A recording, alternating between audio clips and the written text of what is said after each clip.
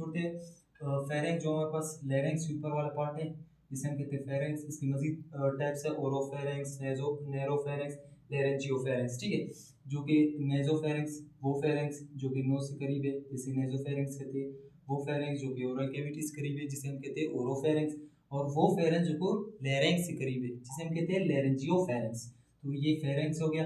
फिर हमारे पास आता है लैरिंक्स। लैरिंक्स का जो हमारे पास ये वाला पार्ट है जिसे हम कहते हैं ग्लॉटिस, और ऊपर वाला पार्ट एक और होता है मसल टाइप टिश्यू होता है जिसे हम कहते हैं एपिग्लॉटिस, जिसका काम क्या है, ठीक है।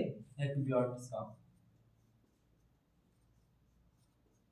एपिग्लॉटिस का अगर काम देखा जाए यहाँ पर, इसका काम क्या है, जब कभी हम गैसेस को इनहेल करते हैं, इनहेल करने के बाद क्या करते हैं, फिर जो ओसोफेगस है एपिग्लॉटिस उसको बंद करता है और इसको क्या करता है, ओपन करता है।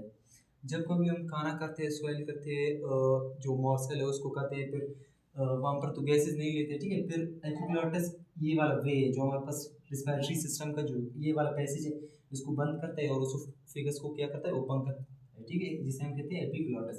फिर आता है ट्रैकिया जो कि वैन टाइप है, ठीक है।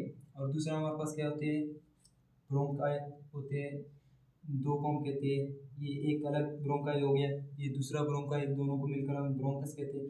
फिर ये फर्दर डिवाइड होते हैं जिन्हें ब्रोंक्यूल्स कहते हैं। फिर ये फर्दर डिवाइड होते हैं हमारे पास अल्व्यूलाई डक्ट्स में, ठीक है। फिर अल्व्यूलाई जिनका 0.1 सेंटीमीटर डायमीटर, ठीक है।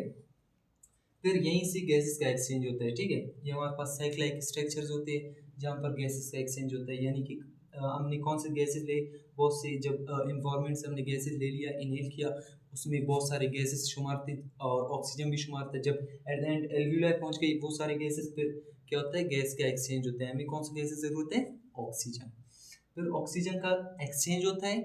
फिर वहाँ पर क्या होता है, इंट्रा सेलुलर रेस्पिरेशन होता है, इंटरनल रेस्पिरेशन, वहाँ पर ब्रेकडाउन ऑफ फूड होगा, फिर वहाँ से कार्बन डाइऑक्साइड बन गया, सेल से ब्लड, फिर ब्लड से कहाँ पर चला जाता है, एल्व्यूलाई में आ जाता है कार्बन डाइऑक्साइड, और एल्व्यूलाई से ऑक्सीजन चला जाता है ब्लड में, फिर ब्लड टू सेल, फिर कार्बन डाइऑक्साइड आता है किसके पास, एल्व्यूलाई, फिर alveoli to alveoli duct, alveoli duct to bronchioles, bronchioles to bronchi, bronchi to trachea, फिर फेरेंक्स, लैरिंक्स, ओरल कैविटी, फिर नोजल कैविटीज इन्वायरमेंट में चला जाता है, ठीक है।